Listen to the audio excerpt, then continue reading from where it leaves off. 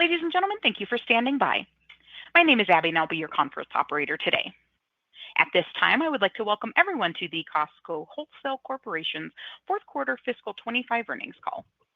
All lines have been placed on mute to prevent any background noise. After the speaker's remarks, there will be a question and answer session. If you would like to ask a question during that time, simply press star followed by the number one on your telephone keypad. If you would like to withdraw your question, press star one a second time. And thank you. I would now like to turn the conference over to Mr. Gary Millerchip, Chief Financial Officer. You may begin. Good afternoon, everyone, and thank you for joining us for Costco's fourth quarter 2025 earnings call. I'd like to start by reminding you that these discussions will include forward-looking statements within the meaning of the Private Securities Litigation Reform Act of 1995. These statements involve risks and uncertainties that may cause actual events, results, and/or performance to differ materially from those indicated by such statements. The risks and uncertainties include, but are not limited to, those outlined in today's call, as well as other risks identified from time to time in the company's public statements and reports filed with the SEC. Forward-looking statements speak only as of the date they are made, and the company does not undertake to update these statements except as required by law. Comparable sales and comparable sales excluding impacts from changes in gasoline prices and foreign exchange are intended as supplemental information and are not a substitute for net sales presented in accordance with GAAP.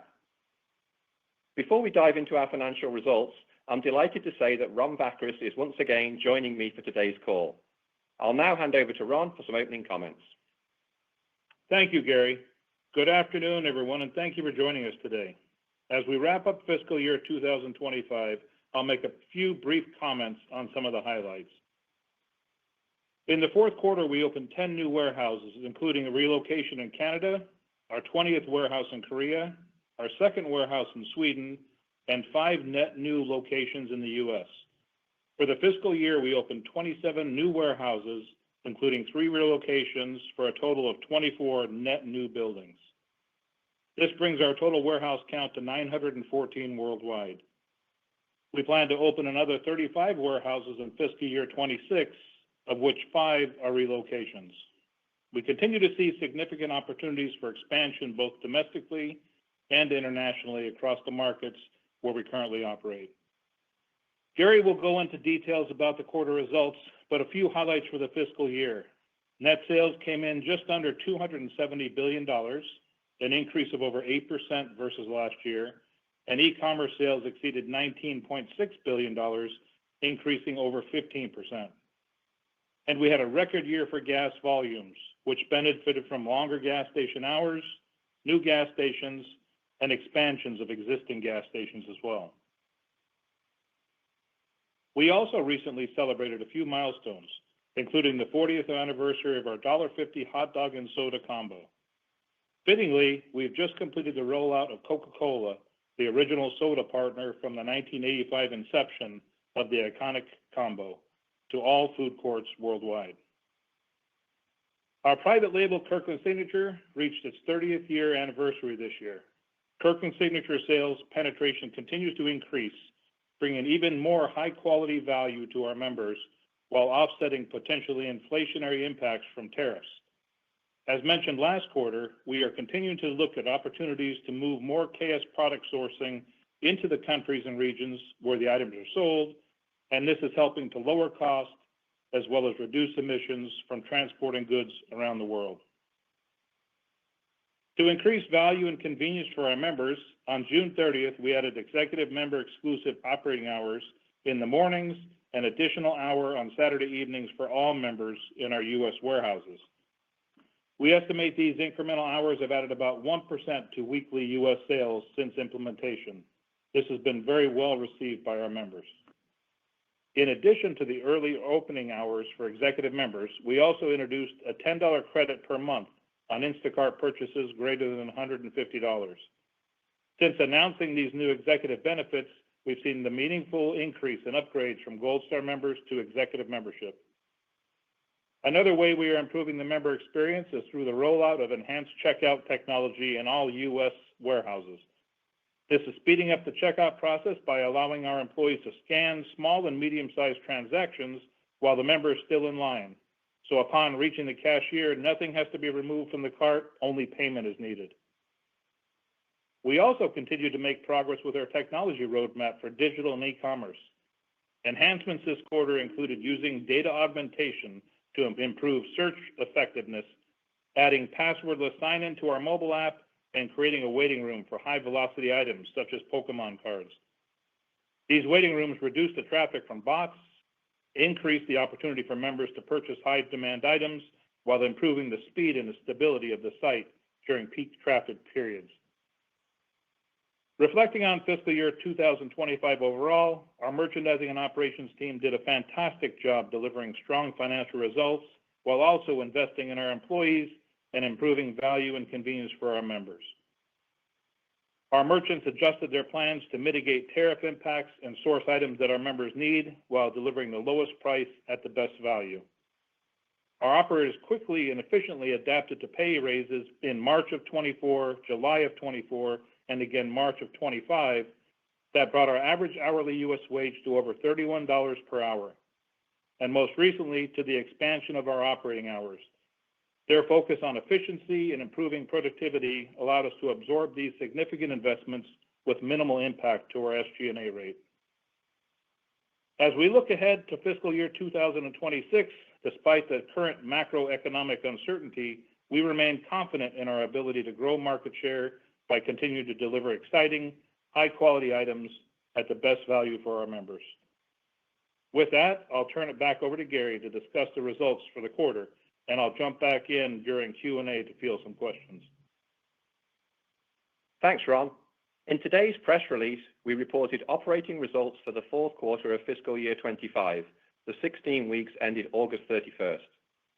As usual, we've published a slide deck under Events and Presentations on our investor website with supplemental information to support today's press release. Net income for the fourth quarter came in at $2.61 billion, or $5.87 per diluted share, up 11% from $2.35 billion, or $5.29 per diluted share in the fourth quarter last year. Last year's results included a non-recurring tax benefit of $63 million, or 14 cents per diluted share.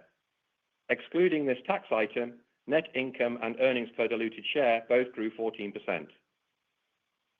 Net sales for the fourth quarter were $84.43 billion, an increase of 8% from $78.18 billion in the fourth quarter last year. Comparable sales were 5.7%, or 6.4% adjusted for gas deflation and FX. E-commerce comparable sales were 13.6%, or 13.5% adjusted for FX. Our segment breakout of comparable sales is disclosed in both our earnings release and the supplemental slide deck. In terms of Q4 comp sales metrics, FX positively impacted sales by approximately 0.2%, while gas price deflation negatively impacted sales by approximately 0.9%. Traffic or shopping frequency increased 3.7% worldwide. Our average transaction or ticket was up 1.9% worldwide. This includes the impacts from gas deflation and FX. Adjusted for those items, ticket would have been up 2.6% worldwide. Moving down the income statement to membership fee income. We reported membership fee income of $1.72 billion, an increase of $212 million or 14% year over year. Adjusting for FX, the increase was 13.6%. Last September's US and Canada membership fee increase accounted for a little less than half of the membership fee income growth in the quarter. Excluding the membership fee increase and FX, membership income grew 7% year over year. This was driven by continued growth in our membership base and increased upgrades from Gold Star to Executive membership. At Q4 end, we had 38.7 million paid Executive memberships, up 9.3% versus last year. Executive members represented 47.7% of paid members and 74.2% of worldwide sales.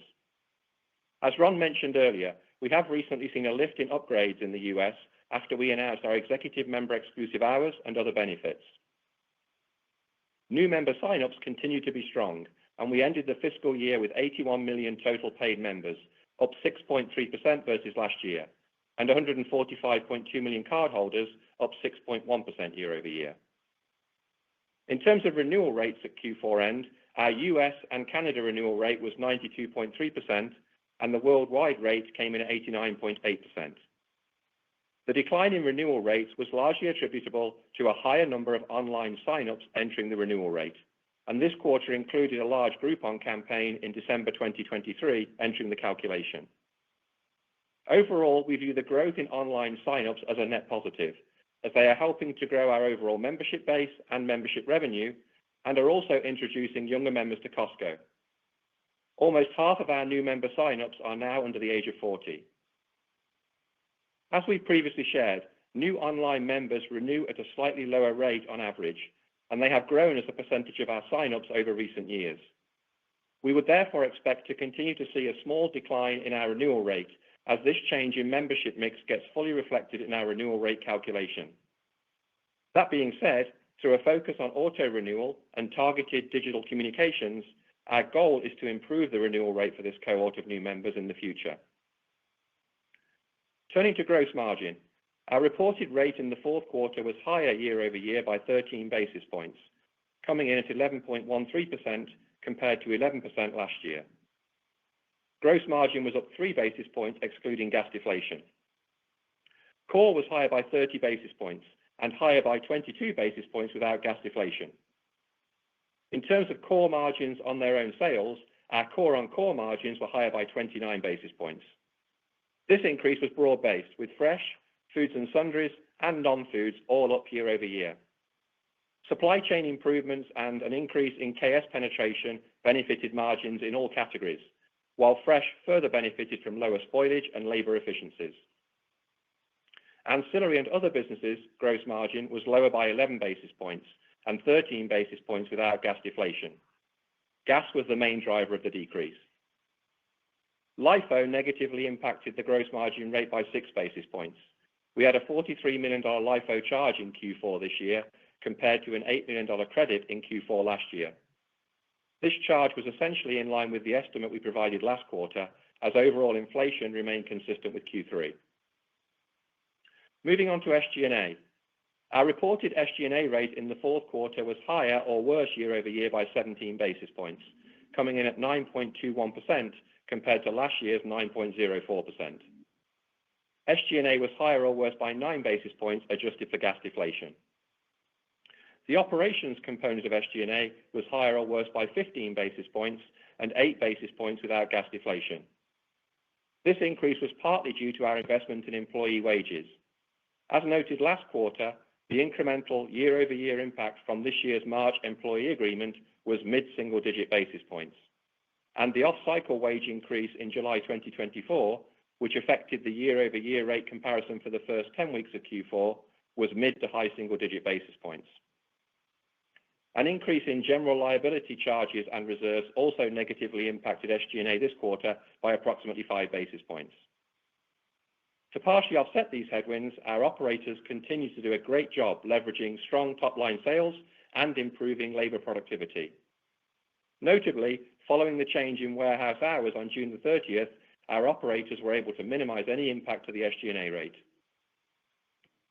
Below the operating income line, interest expense was $46 million versus $49 million last year, and interest income was $169 million versus $138 million last year. FX and other was a $46 million gain in Q4 this year versus an $18 million loss last year. In terms of income taxes, our Q4 tax rate was 25.6% compared to 24.4% last year. As a reminder, last year's tax rate included a non-recurring benefit of $63 million related to a transfer pricing settlement and true-ups of tax reserves. Turning now to some key items of note in the quarter.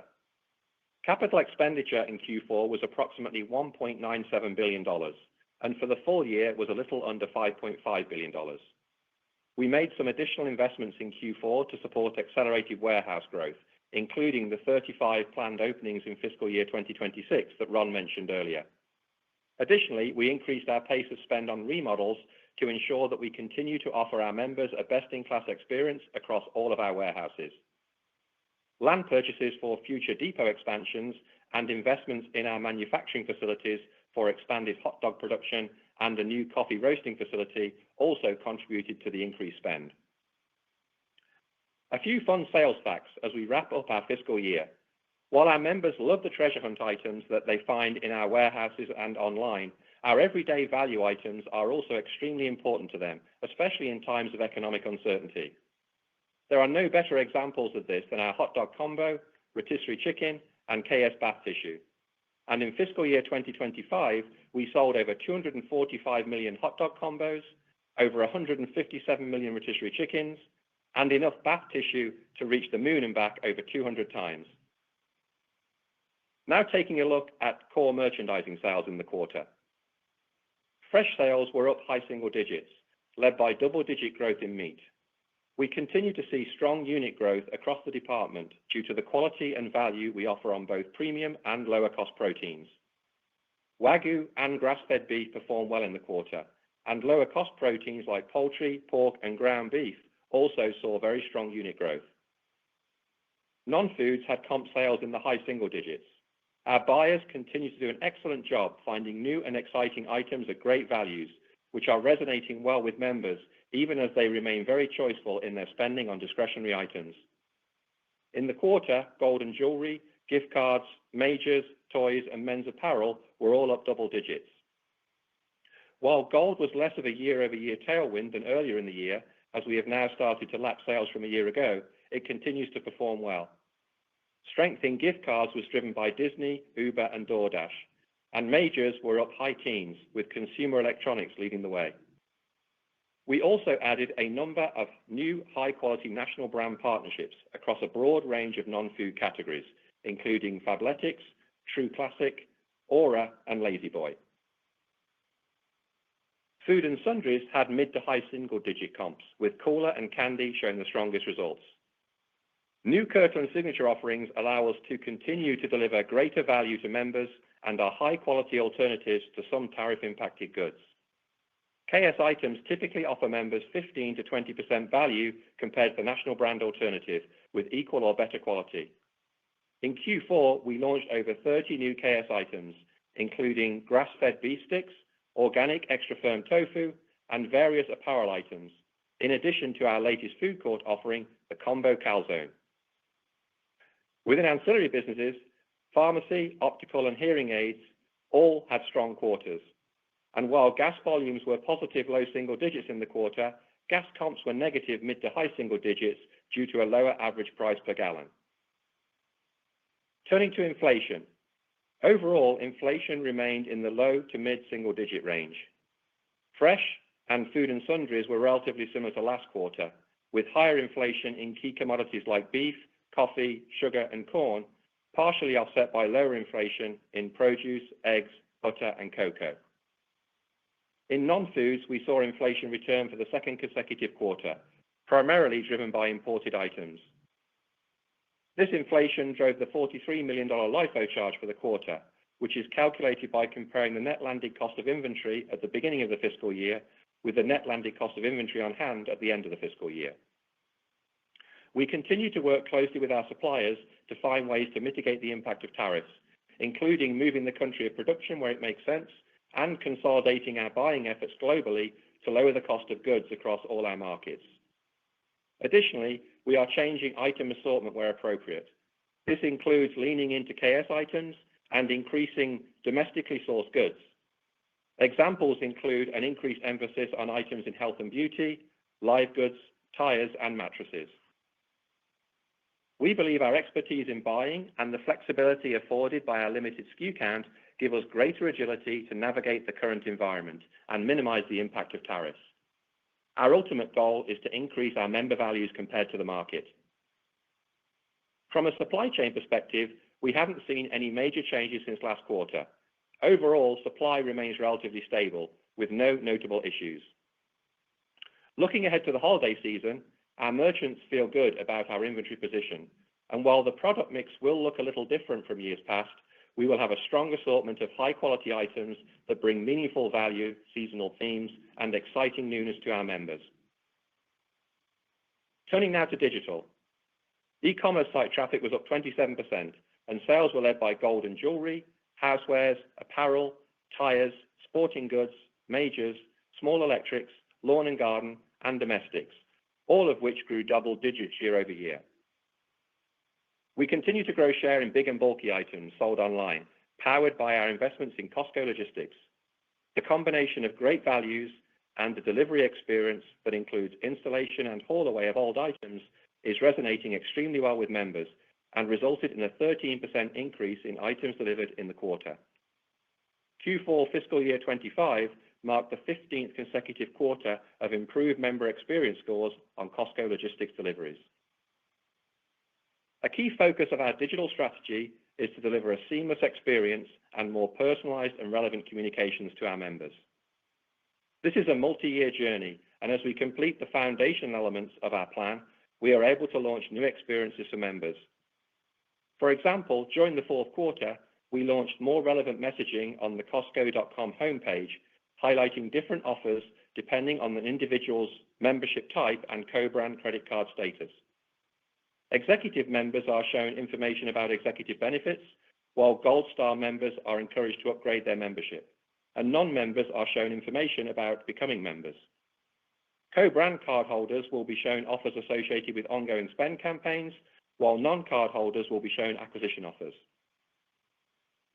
These digital capabilities are also a key enabler for retail media, as they allow us to target specific ads that deliver greater value for both members and suppliers, while always honoring the privacy choices of our members. As an example, we recently executed a series of targeted MVM amplification campaigns with Kimberly-Clark on third-party websites. This resulted in a strong return on ad spend of 14-1, drove a 22% increase in traffic to the product details pages, and a 45% increase in digital sales of the promoted items. As we continue to execute our digital and technology roadmap, we are excited about the opportunities this creates to further enhance the member experience and drive top-line sales. Finally, in terms of upcoming releases, we will announce our September sales results for the 5 weeks ending Sunday, October the 5th, on Wednesday, October the 8th, after market close. Based on feedback received from investors, starting with our September sales release, we'll be changing our e-commerce comparable sales metric to now report digitally enabled comparable sales. This measure will incorporate all sales that originated online, including our same-day delivery service fulfilled by Instacart, Uber Eats, and DoorDash, Costco Travel, Business Center Delivery, and a few other smaller direct-to-member businesses. We believe this change aligns our reporting more closely with how our retail peers disclose this metric. For fiscal year 2025, our digitally enabled sales totaled more than $27 billion. That concludes our prepared remarks, and we'll now open the line for questions. Thank you. And if you have dialed in and would like to ask a question, please press star 1 on your telephone keypad to raise your hand and join the queue. If you would like to withdraw your question, simply press star 1 a second time. If you're called upon to ask your question and are listening via speakerphone on your device, please pick up your handset and ensure that your phone is not on mute when asking your question. To be able to take as many questions as possible, we ask that you please limit yourself to 1 question. Again, it is star 1 if you would like to join the queue. And our first question comes from the line of Christopher Horvers with JP Morgan. Your line is open. Thanks. Good evening. So my question has to do with the extended member hours. To what extent do you think that your members are actually aware of these extended hours? Was the June 30th a soft launch and you made a harder launch as you came into the fall?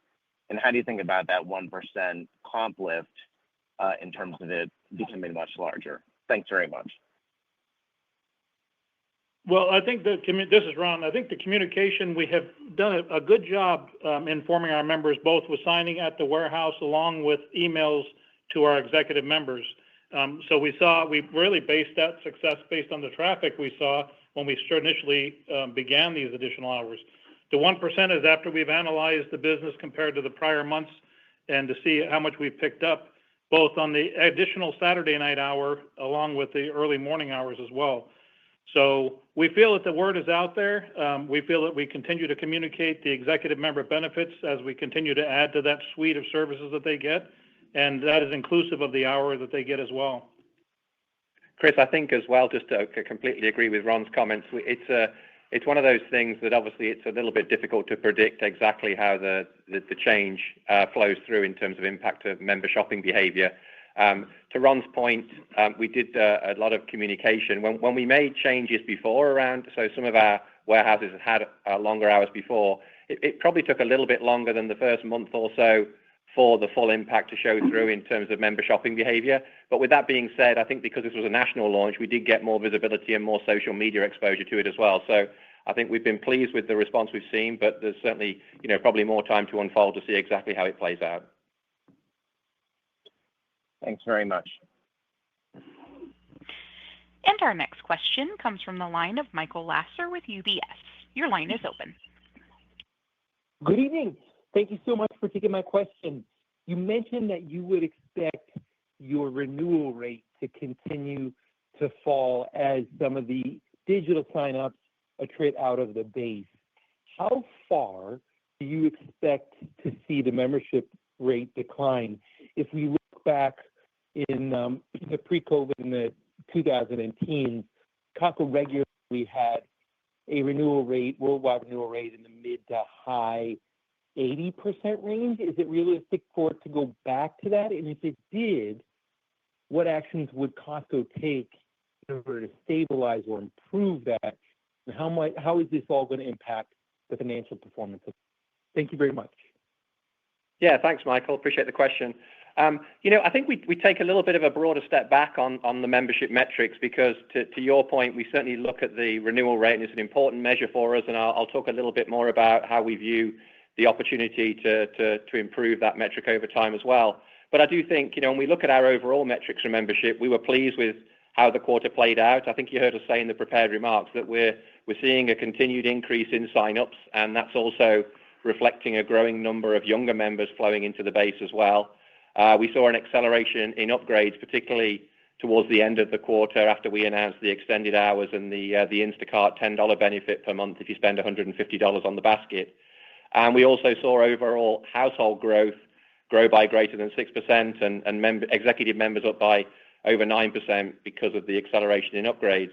And then on membership fee income, actually our membership fee income was a little bit ahead of where we'd have budgeted at the start of the year. So looking at sort of the overall impact of the membership fee increase and the way that members were behaving overall, we're actually ahead of where we'd have budgeted based on everything we knew at that point. So I think it's important just to take that bigger picture step back because overall, we think the membership base, the renewal rate is very strong overall, and the results that we're seeing in growth in our overall membership engagement is also very strong. Now, with all that being said, as I mentioned a moment ago, we do view the membership renewal rate as an important measure, and we've analyzed it very closely, as you might imagine, because it's something that we take pride in the overall level of membership renewal that we see. When we analyze it, it really is essentially the vast majority of it is attributable to this higher number of online signups. And if you look at what's happened really since COVID, we've seen in the last 3 or 4 years a significant growth in the number of members and the proportion of members that are signing up online. And that's bringing in newer members. It's helping to grow everything I just mentioned around membership fee income and an overall membership base. But they do renew at a slightly lower rate. And as you think about how our membership renewal rate works and how it lags the effect of some of those changes, we're really sort of flowing through the impact of that into a sort of changing mix, if you like, of the overall base. So as I mentioned in my prepared comments, we do think we'll see a few more quarters of a similar type of impact that we saw in this quarter with the 40 basis point decline.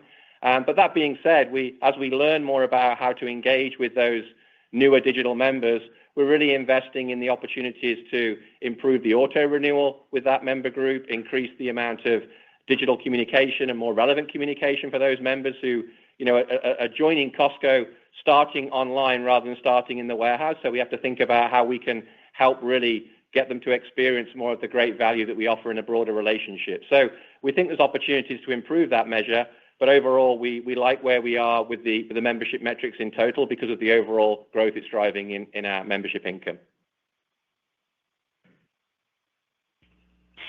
And our next question comes from the line of Chuck Grom with Gordon Haskett. Your line is open. Good afternoon. Can we dive into your core margins a little bit, up 29 basis points year over year, how that spanned across categories? And then more broadly, curious any notable observations on price increases you've taken recently, and I guess what unit velocity you're observing in those product categories. And then just last question, just on the holiday, you called out how the product mix might be different than years past. Can we just double click on that comment? I guess what might be different in terms of, particularly in the general merchandise part of the business? Thanks. Yeah, sure. Thanks for the question, Chuck. I'll cover the first couple of parts around margin and tariffs, and then Ron will talk a little bit more about assortment for the holidays. On the gross margin rate, so yeah, I talked a little bit about it in the prepared comments, but overall, I think our focus was on the gross margin rate overall grew by 3 basis points excluding gas. And, when we think about the job our buyers did and merchants did to navigate tariffs and make sure we were still delivering tremendous value for our members, then we feel that was a really good outcome, and we were pleased with the way in which the team was able to manage staying true to who we are as a company and delivering value while also being able to deliver an overall slight improvement in the gross margin rate. The core margin was definitely the strength area. That was, as I mentioned earlier, fairly well widespread across all 3 of our main categories. So fresh, food and sundry, and non-foods all saw a slight improvement in the core margin. But it was really in our merchants and operators focusing on how can we offset some of the impacts that we're seeing in the business through tariffs. So a lot of the improvement came from supply chain efficiency with improvements by the operators in our depots, and also gas prices helping us there as well. We also saw some mixed benefits with Kirkland Signature penetration improving. And then similar to last quarter, in fresh in particular, the teams did a great job of reducing spoilage or shrink, as some retailers call it, and improving our labor efficiency in the fresh departments. So those were all, I think, tailwinds in the quarter that helped us offset some of the headwinds that we saw in gas margins in particular during the quarter, and also the impact that we saw on the LIFO charge with the higher inflation in the back half of the year. I think, in terms of thinking about it for the future, I would say really we tend not to focus on individual quarters because, our goal obviously is to manage the business for the long term, I should say, and manage the business holistically. And so I think it's probably more relevant to look at the performance over a number of years and how we've been able to, continue to grow the business and seen a slight improvement in gross margin. And really we look at the quarter, and as I mentioned earlier, of how we're able to balance the impact of tariffs and supporting our members while also maintaining a steady gross margin rate as well. I'll maybe let Ron talk a little bit about the assortment and what we're seeing there with some of the changes. Thank you, Gary. And I exactly, it's not going to be a marked change in what you'll see in a Costco. Our buyers, when we were booking for this holiday season, really had to evaluate all the discretionary items, the toys and the trim and the decorations and those kind of things, and made decisions based on the necessities and what they felt they needed to be in Christmas trees. But we really thinned down that whole category, and we thinned down a lot of the additional seasonal areas as well. What that provided us was the opportunity to bring in categories that we don't traditionally carry during that time of year. And so we're seeing some of that already when we're bringing in, backyard sheds in the fall, which are doing very, very well for us. But we never had the ability to do that due to space constraints. We're bringing in saunas for your garage or your home, who are also performing very well. High-ticket goods that are very relevant to the time of year, but not reflective of the traditional Costco sets you'll see. You'll see some more furniture in the warehouses that we normally didn't do any furniture that time of year, but it says great opportunities for top-line sales. So I feel really good about the way the buyers have pivoted on the discretionary items and said, okay, how can we still be relevant in the time of year, but with some new categories that we had not done before due to space limitations. So I still see it as a very exciting holiday season with some new goods that we haven't carried in prior years. Great, thank you. And our next question comes from the line of Zihan Ma with Bernstein. Your line is open. Great, thank you. I wanted to follow up on the membership fee side where I think Gary mentioned it's 7% growth excluding the price increase and FX. How sustainable do you think that trend is going to be, especially in the US and Canada where you're opening some of the fill-in stores in markets where the penetration may already be fairly high? So is there a risk of the membership fee income growth slowing down from here? Thank you. Yeah, thanks for the question. We still remain very excited about the opportunities for continued growth in the membership base. We're obviously opening new warehouses every year, and Ron talked about that earlier in terms of the opportunity that creates to create a broader coverage of the geographies that we're operating in and driving new membership engagement. The positive and opportunity side of the comments we made earlier about membership renewal rate with that younger generation of members now also experiencing Costco, we think creates continued opportunity to drive new member engagement in a broader range of the potential member base than we've historically seen prior to COVID. If we look at the maturity of our warehouses and some of the warehouses that have been opened in recent years, and particularly in some of our international markets, generally speaking, we see continued growth in the number of members in those locations as those businesses and those warehouses mature over time as well. And of course, we're adding new member benefits all the time with the extended opening hours that Ron mentioned in the earlier comments, and the Instacart benefits and the 5% gas rewards on the credit card that we mentioned a couple of quarters ago. So, we generally don't talk about sort of future projections, but I think we feel very positive about the opportunity to continue to grow the membership base. Thank you very much. And our next question comes from the line of Scott Ciccarelli with Truist. Your line is open. Hi, thank you. This is Sherman on for Scott. Kind of a piggyback on the memberships question. With it growing 6% in the quarter, is it possible that we're seeing the delayed benefits of people affected by the membership sharing like crackdowns? And can we see an acceleration from here? And outside of the existing memberships, are you seeing the new executive membership benefits driving a more favorable mix for new incoming members? Yeah, I think, to the first part of the question, there's nothing we would see in the data that would say there's anything sort of happening relative to the change you referred to. And again, that was something that we found certainly during COVID. There was some change in behavior, and as we introduced the communication around the entry to the warehouse, that helped sort of make sure that our members were able to renew and update their memberships in an appropriate way. And that's been something that's really been flowing through now for some considerable time. So I wouldn't say there's anything that we'd point to in the volume of member signups that we're seeing that we would believe is related to that particular activity that you mentioned. I think we have been really encouraged and pleased with the member reaction to the continued value that we're adding to the membership, the extended opening hours and the Instacart benefits that we referenced earlier. And certainly with the growth that we've seen in the executive membership profile, typically what we see over time is those members are more engaged and they shop more frequently. And our goal is always to demonstrate more value for the member and encourage them to keep upgrading and getting more value from the membership from the Costco membership. So in that regard, I think we're encouraged by what we're seeing, and it was part of the goal that we had when we introduced those benefits. All right, thank you so much. That's very helpful. And our next question comes from the line of Simeon Gutman with Morgan Stanley. Your line is open. Hey, Ron. Hey, Gary. My question is on e-commerce and specifically grocery. So there was this announcement from Amazon in the quarter around increased fulfillment capabilities. Can you talk about if you've seen a spike in your Instacart-driven traffic since then? I know you've added some benefits, so maybe it's hard to parse it out. And then can I ask if Costco has what you think is an optimal capability to meet what is increasing online grocery demand? Thanks. Yeah, like you said, it's very tough to tell. The Instacart and Uber businesses continues to really do a very good business for us. It continues to grow at a good rate.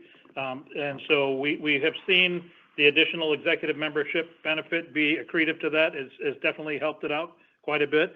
We're very aware of new competition into this space, and we continue to watch that very closely. It comes down to the Costco items that are being delivered as well, too, which is a big driver from the consumer out there, is that they want the goods that we have at their home. It may be a different way to deliver to them as opposed to coming into the warehouse, but there still is a desire to the fresh foods, which is a big driver for us in the food and sundry business that we have out there. So very aware of it. We're very happy with the growth of the business there. And we are seeing some strong growth at the back half of the year. And it's hard to tell exactly what that's coming from.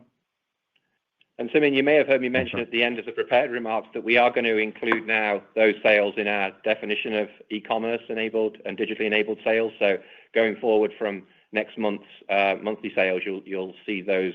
You won't see those numbers called out, but those numbers will be included within our overall growth in e-commerce and digital.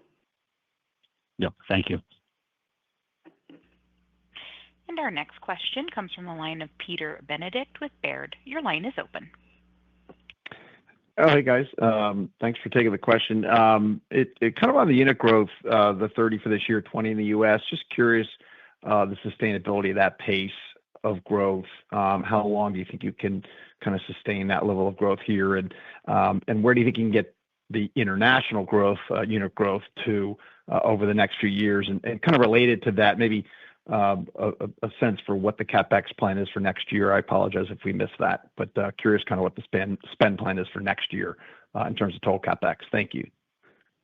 As far as the future growth, I'll touch on that part. Yes, we do see some runway. We've made an investment in our real estate group to make sure that we're looking at all the opportunities as our geographical footprint continues to broaden around the world.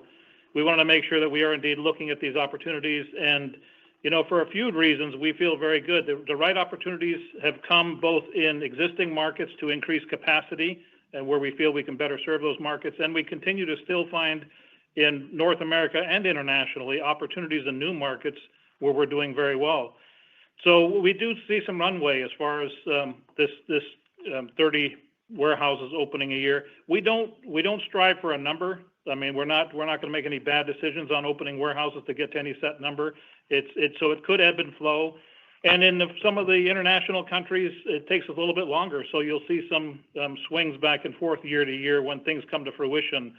Some projects could take us 3 years internationally, where we have things that can turn much quicker in North America. So overall, I think we do feel some good runway is out in front of us as far as growth goes. We have people ready to expand the company, and our operators have done a very good job dealing with the cannibalization we've dealt with in the existing markets we're in. And then maybe to answer the question on capital expenditure, I'll just maybe take a step back on that as well and provide a bit more context on what we saw in fiscal year 25 and how we think about 26 as well for you. So I think generally when you look back at capital expenditure for us over the last few years, we've seen it grow. When you look at the compounded growth rate over the years, it's generally grown in line with sales. And we did see in 2025, when you look at the total capital expenditure for the year, we grew capital expenditure at a faster pace than sales for the first time actually for a while for us. And that was really for the areas that we mentioned earlier in the prepared remarks around the number of warehouses that we're looking to open in 2026, the remodel work that we're doing, the preparing the depots for the expansion in warehouse sales and also e-commerce, and also some manufacturing opportunities to improve the value in Kirkland Signature. And I would say as we think about future growth in 2026, those areas we think are opportunities for us looking forward as well. We've already talked about the warehouse growth, but we do think with remodels, the opportunity to keep expanding our capacity in our warehouses, especially as the average warehouse now in the US and some of our more mature markets is around 20 years old. There's an opportunity for us to refresh and to support continued best-in-class service in those warehouses. We think there's continued opportunities in manufacturing to support further growth in Kirkland Signature. And we didn't really talk about it in prepared comments, but technology is also an opportunity for us to be able to deliver more better member experiences and deliver growth in e-commerce and member engagement. So overall, we think those will continue to be good opportunities for growth. We feel confident the returns on the investments that we'll make will be very strong as well. So we'd expect 2026 to have capital expenditure that would grow over 2025 and probably a little bit higher than sales again for the same reasons in 26 as 25. We typically actually give the capex number, I think, in our Q1 release. So we'll give you a specific number in Q1 as we do every year. But as I would expect it to be a growth again for the reasons I just mentioned.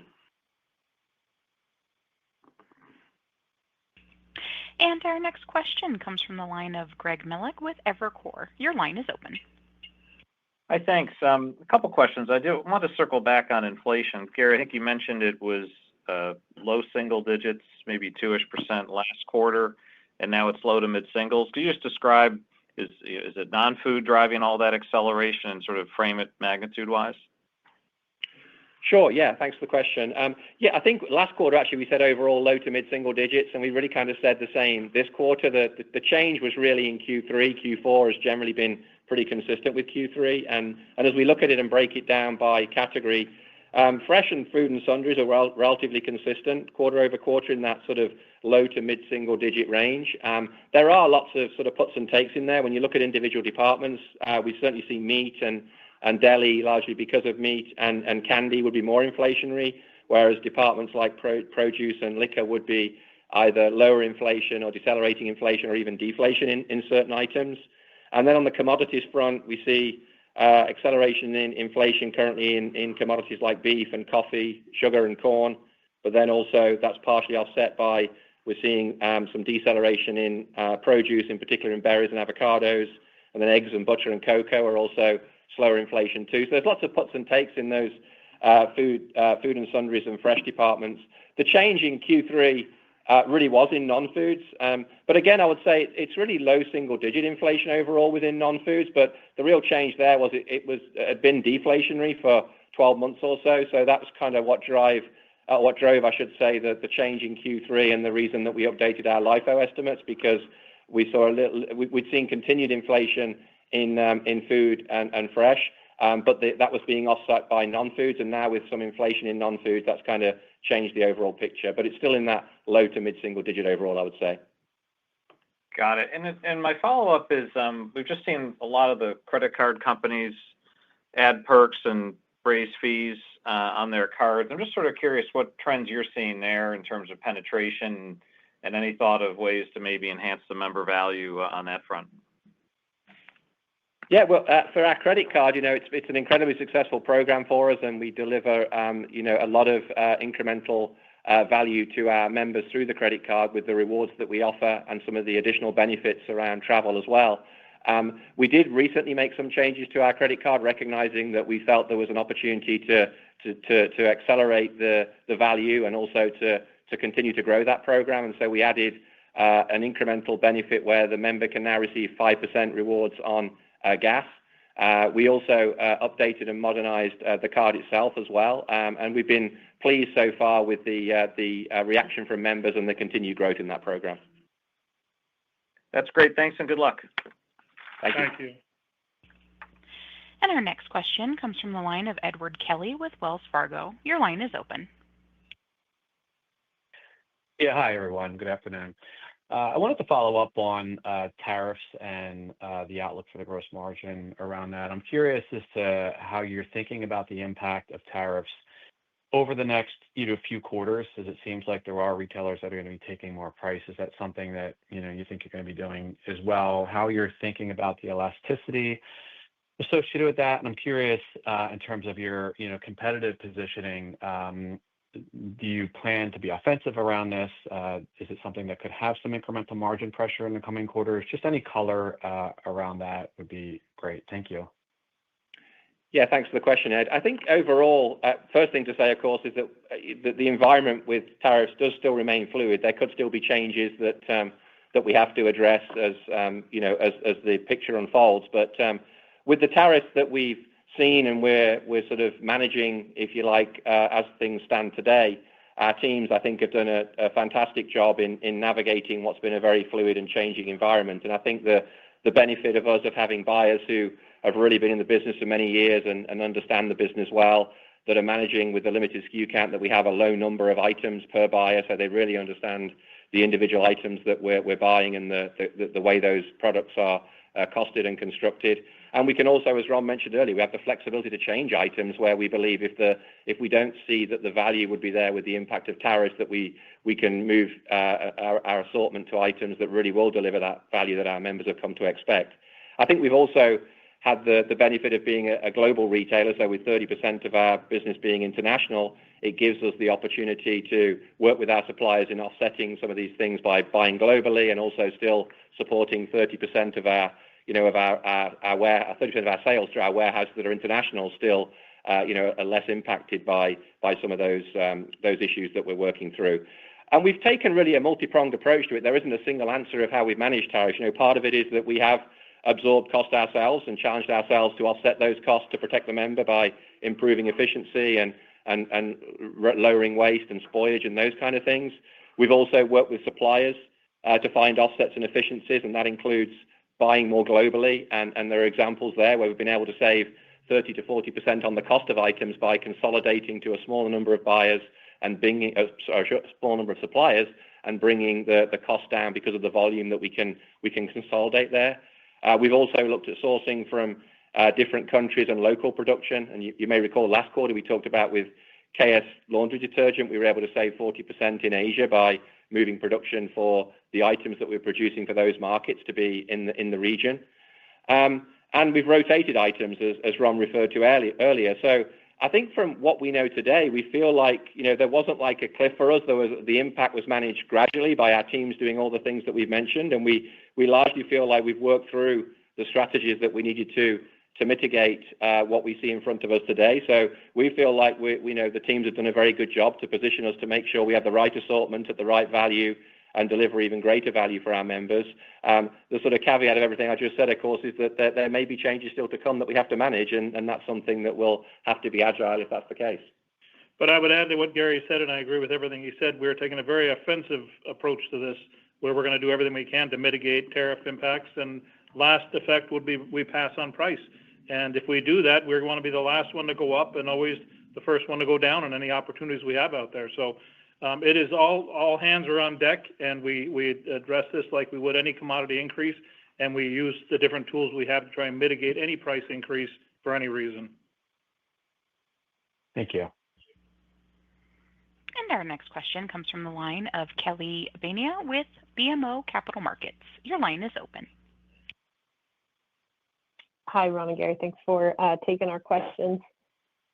Just wanted to ask about membership growth and total membership households that continues to increase in that 6 to 7% range year over year.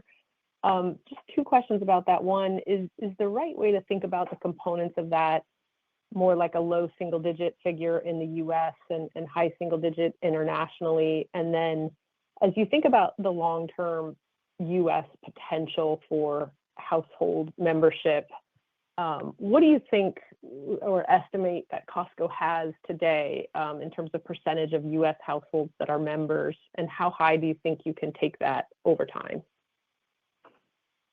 Yeah, thanks, Kelly. I think it maybe comes back to a couple of the comments that I made earlier. We look at the growth that we've seen, and certainly it's a good reflection, I think, of the focus of all of our team here to say, how do we start every day thinking of how can we deliver more value for our members, and how do we show that the membership decision is the best decision that our members have made because of the value that they get from the membership with Costco. And really our focus tends to be, I think, a little bit less on the way you phrase the question and more on how do we make sure that's always at the center of everything we do and continues to create new opportunities to grow our membership base. And I think because of the focus there and some of the things that we talked about on the call about how the team is navigating tariffs to make sure we stay true to that, delivering the best value for the member, as we're adding more membership benefits like the extended hours, as we continue to open new warehouses and start to reach new member geographies, but also as the maturity of those warehouses, we don't advertise as a company. And so we believe that word of mouth and our existing members extolling the value they see from their membership is how we grow our base. So there's an organic growth to our business because we're really focusing on ensuring how we deliver that continued value. So we still think there's opportunity to continue to grow that base. It would certainly be true that there's an opportunity in our international markets and we typically, when we open in international markets, we see a larger number of membership new in those markets because there's less awareness of Costco, and typically there's less sort of surrounding warehouses that could be impacted. But on the other side of that, what we tend to see with warehouse in the US where we open and we're filling in markets, we see tremendously quick growth in sales in those areas because and not only in the new warehouses, but we replace the sales in the effective warehouses because we're freeing up the capacity for those members to shop more frequently in the warehouse as well. And our next question comes from the line of Rupesh Parikh with Oppenheimer. Your line is open. Good afternoon. Thanks for taking my question. So maybe a housekeeping question to start. So just on the incremental hours P&L impact, it sounds like it's going well, good sales lift, and you're seeing good upgrades to executive members. As you look towards this fiscal year, do you expect it to be a net benefit, the benefits versus some of the expenses with the increase in employee hours? Yeah, I think it's fair to say that, Rupesh. I mean, just kind of re-summarizing what we talked about earlier, as Ron mentioned, we've seen a positive impact in terms of overall sales in the U.S. warehouses from the extended hours, and our operators have done a great job managing the impact from an SG&A perspective. So we have the typical sort of headwinds from the employee agreement that we need to manage and leverage our sales, but we wouldn't be calling out any sort of major headwind from the SG&A perspective based on what a great job our operators have done to manage the impact. Great. And then maybe just my follow-up question. I know, Gary, on alternative revenue streams, you guys have talked about successful media campaigns earlier this year. So just curious on any new efforts on the alternative revenue stream as we look towards this upcoming year. Yeah, it's still very much in the early stages. When we talk about alternative revenue, for us, I think that it's broader than media for sure. A question earlier that was asked around financial services and credit card. We think that's a continued strength in our business and an opportunity to continue to grow. We launched the Buy Now, Pay Later product with Affirm earlier in the year, which is doing well. We have a tremendously successful travel business that delivers significant value for members and has strong growth in our overall model and delivering value for member and top-line growth in the company as well. And media then is another component of that. And I think, our journey with media is that we're sort of on a two-pronged journey, I would say. One is to build out the capabilities so that we can deliver more personalized, relevant messaging to our members, and that includes a unified single data platform where we stitch all of our information and data together and then build out the tools that allow us to deliver more relevant messaging at scale to our members. And as we're doing that, which is also really important to media, we're really kind of proving out the concept with our suppliers of the value of media within Costco. And that's why we shared the example, as we sort of want to make sure that we're demonstrating how we can create future value as we build those capabilities. And that'll be a continuation over the next 12 months or so. And we'll certainly share more updates as we continue to make progress on that journey. Great. Thank you. Best of luck. Thanks, Rupesh. Pardon me. Our next question comes from the line of John Heinbockel with Guggenheim. Your line is open. Hey, guys. Two strategic questions for either one of you. Maybe, Ron, when you think about the B2B opportunity, how do you think about that, the size of that, whether it's through business centers or online? Because I know when you do reloads, some of those become business centers. We're likely to see an acceleration in business centers. And then secondly, when you think about markets where it's just taken longer to get real estate, is there an opportunity to use the balance sheet to acquire chunks of real estate, right, that you can then kind of develop over a period of time, and maybe that speeds the process up a little bit? On the first question about business centers, yes, we think that there's some tremendous capacity, especially we have now 6 in Canada, and we're going to continuously really grow a much quicker rate in Canada in the business centers. The U.S., we see great opportunities, both in new markets as well as when we relocate a building to a larger facility. The old warehouses serve a great purpose for us as far as becoming a business center, because they have the right size, and parking is not an issue at that level because we deliver about 60% of the goods from our trucks out there as well. So we see a good runway for us, both U.S. and Canada, and potential in international markets for the business centers as well. So that is it. As far as looking at the additional property that we need to, we will take that into account if we have got to get into the right market, and then how we can create value for any out parcels or additional properties that are nearby us that could open up opportunities for us to expand in the right place. So we are open to those opportunities as well. Thank you. And our next question comes from the line of Steven Zaccone with Citi. Your line is open. Great. Good evening. Thanks very much for taking my question. A couple of follow-ups. First follow-up is, you've talked about a cannibalization to comps for the last couple of months. Do you expect that to be a headwind throughout 2026? And then just on some of the questions around the inflation outlook, on the non-food side, based on what you're seeing in the business, do you expect non-foods inflation to kind of stay in this range for the next couple of quarters? Basically trying to understand, are we at some of the peak pressure, or could it get a little bit higher from here? Thanks.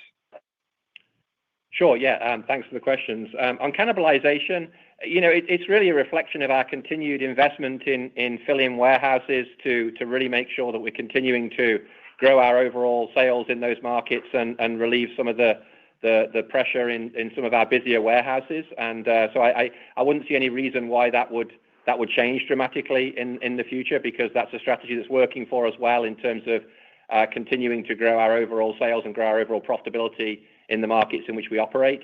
And then from an inflation point of view, I think, as I mentioned earlier, we think that from everything we see today on tariffs, we've been proactive in managing that. And so from everything that we're dealing with today, I think what you're hearing from us on inflation is how we see it at the moment. But the dilemma, as I mentioned earlier, is we can't really predict what might happen in the future around future tariffs or future pricing by other players in the market, if you like, and so or events. So that's the bit that's obviously hard for us to predict. But I wouldn't say that we're seeing anything in our plans that would cause that to change significantly. Okay, understood. Thanks very much. And our final question comes from the line of Oliver Chen with TD Cowen. Your line is open. Hi, Gary and Ron. On the digital roadmap, there's been a lot of customer-centric innovation you've done. What's low-hanging fruit ahead that you're most excited about? And then on Kirkland Signature, which is iconic, what's next? Or is it just tweaks, or is it a similar strategy? Some of the language in this call leaning into KS, that's probably a product of the environment, but was there anything different about how you'll continue to amplify that and maintain, how great it is? Thanks a lot. Yeah, thanks, Oliver. On the first part of your question, you're right. We've spent a lot of time as a team focusing on how can we continue to invest in improving the digital experience and making it more convenient for members to shop. And we've had some good progress in those areas. I think we continue to see opportunities to improve the member experience through the app and through the website, and particularly in investing in capabilities that deliver more targeted and relevant personal messaging for members. That's definitely one of the highest priorities that we're focused on, and you've heard us give a couple of examples of things that we're starting to do there, but should certainly expect to see more of those opportunities going forward to drive, whether it's visits into the warehouse or items in the basket or more engagement online with our members for e-commerce sales. And then Kirkland Signature, I think just briefly on that, overall, our view on Kirkland Signature is that it's all about delivering quality, value, and innovation for members. And if we see examples where there are gaps for our members, where we think there's items that we can deliver that value and quality that doesn't exist today, then that's what we're doing and how we're innovating and delivering new products for our members. We don't have a specific target for Kirkland Signature. It really is about when there's that value and that opportunity there with the member. And of course, we love working with national brands as well to develop and grow those partnerships. But Kirkland Signature also provides a sort of healthy tension there to make sure that value and quality is there for our members. And so we'll continue to innovate and grow those items where we think we can deliver that value for the member. And it's certainly over the last few years has continued to grow in penetration because of the great work our teams have done in building out those items and delivering that value for the member. Thanks a lot. Best regards. Maybe you should go to 24 hours, by the way. We'll take that into consideration. And ladies and gentlemen, that concludes our question and answer session and today's call. We thank you, we thank you for your participation, and you may now disconnect.